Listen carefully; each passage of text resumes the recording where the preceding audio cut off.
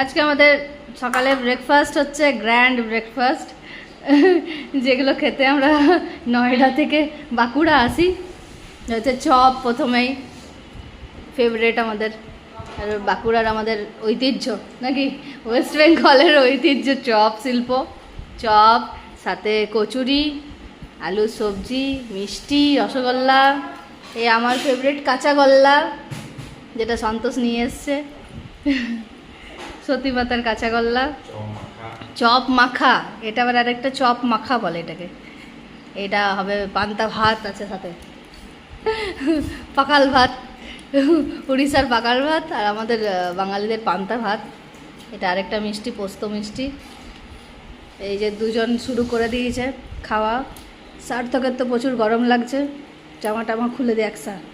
চলো এবার আমরা সবাই ব্রেকফাস্ট করি। Happy Sunday.